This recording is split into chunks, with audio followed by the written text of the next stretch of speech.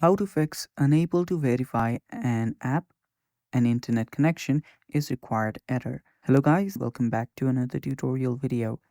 In today's video, I'm going to show you how you can fix unable to verify an app.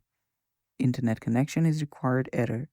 So if you're getting the error, this typically means that your device needs to verify the app's developer certificate, which usually requires an internet connection.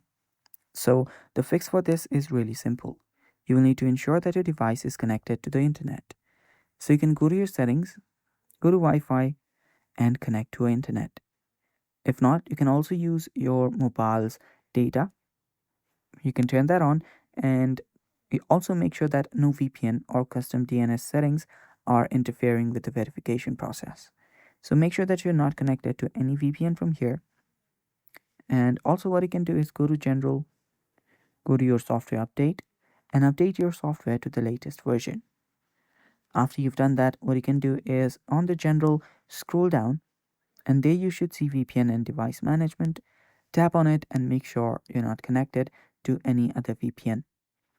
And that should basically fix the issue. And that's all for today's video. Thanks for watching. Stay tuned for more upcoming videos and bye bye. Take care.